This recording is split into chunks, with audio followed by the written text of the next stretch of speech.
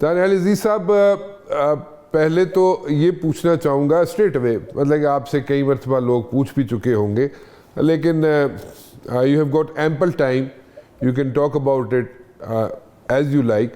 What went wrong and where? Ahsan Iqbal صاحب کا مسئلہ، ان کے بیٹے کا مسئلہ، ان کو ٹکٹ دینے کا مسئلہ، اور آبویسلی آپ کے نیچے اگر کوئی آئے گا تو آپ کی تھوڑی سی تھوڑی سی جٹری ہو جاتا ہے بندہ کہ بھائی ایم پی اے کی سیٹ تے ہلے کوئی اور آئے گا تو میں اس دن کس طرح آگے چلاں گا یا الیکشن کس طرح لڑاں گا. سو یہ ساری چیزیں کیوں کراپ اپ کیسے ہو گئیں؟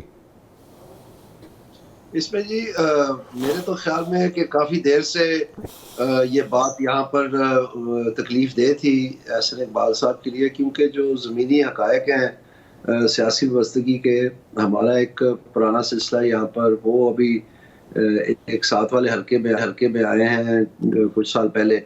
تو جب ان کے ضلع کونسل کے الیکشن ہوئے تھے یہاں پر 2015 میں 2015 میں، تو اس میں انہوں نے اپنا بیٹا کھڑا کر دیا ٹیکنوکریٹ سیٹ پہ. ظاہری بات ہے اس کے پاس ووٹیں نہیں تھیں، وہ پھر مانگ کے میرے سے جو ہے ضلع کونسل کا اس کو چیئرمین بنایا گیا میاں نواز شریف صاحب کے کہنے پہ. اور اس وقت یہ باور ہو گیا سب کے سامنے کہ ان کی اصل میں جو ضلع میں سیاسی حقیقت ہے وہ کیا ہے. تو عہدہ ان کا بہت بڑا ہے، زمینی حقائق کچھ اور ہے. تو میرے خیال میں یہ ان کو کافی دیر سے جو ہے نا تکلیف ہو رہی تھی. تو اب انہوں نے کیا کیا کہ یکلخت آؤٹ آف دا بلو یہ بہانہ لے کر کے کہ جی پارٹی میں لوٹے نہیں آنے چاہیے، کیونکہ ویس قاسم صاحب پی ٹی آئی میں چلے گئے تھے پچھلے الیکشن میں. تو لیکن اس کے بعد سے وہ ہمارے ساتھ ہے، اور میں ان کو کشمیر والے الیکشن میں انہوں نے ہماری بڑی مدد کی. یہاں پر ناروال میں ایک پوری سیٹ ہے کشمیر کی، اور اس کے بعد میں ان کو باقاعدہ پارٹی پریزیڈنٹ کے پاس لے کے گیا، ان کی آشیرواد حاصل کی.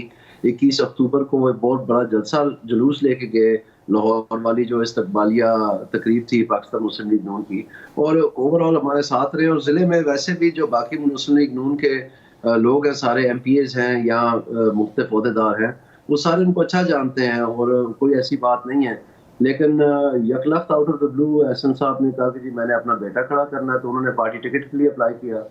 جب انہوں نے اپلائی کیا تو انہوں نے کافی سارے پبلک سٹیٹمنٹس دیے جو کہ میں سمجھتا ہوں کہ اچھے نہیں تھے.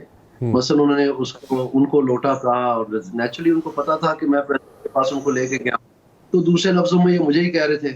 تو اس چیز کا میں نے کافی دیر انتظار کیا کہ کوئی نہ کوئی تدارک ہوگا، لیکن جب وہ نہیں ہوا تو پھر لوگوں نے سب نے دیکھا کہ احسن اقبال صاحب ناراض ہو گئے. اور ان کو جب پارٹی نے کہا کہ اگر آپ اپنے بیٹے کو کھڑے کریں گے تو یہ تو الیکشن جیتنے کے قابل ہی نہیں ہے، تو پھر انہوں نے ٹیکس میں آ کے جب ٹکٹ نہیں ملنے لگی تو انہوں نے آ کے اپنے ذاتی کاغذ جمع کروا دیے. سیکرٹری جنرل پاکستان ایک ایم پی اے کی الیکشن لڑ رہا ہے اب میرے نیچے ایم این اے کے علاوہ.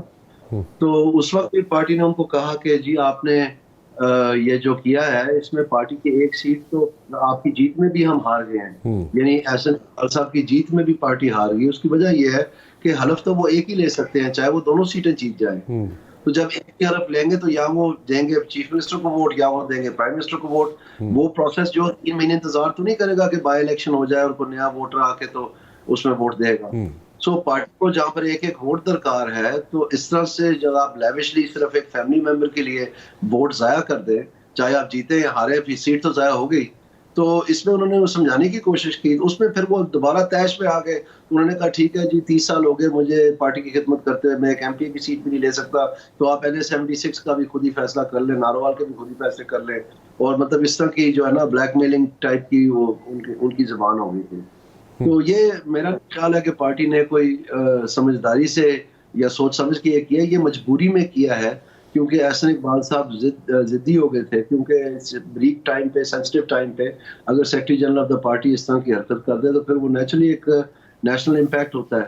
تو لیکن وہ مزے کی بات یہ ہے کہ وہ سیٹ میں چونکہ ان کے پاس کوئی پولیٹیکل سپورٹ نہیں ہے، تو ادھر سپورٹ حاصل کرنے کے لیے ایک پی ٹی آئی کا جو سٹنگ ممبر ہے آزاد کشمیر اسمبلی کا، اس کو لا کر کے یہاں پر PP55 پہ ٹکٹ دے دی ہے.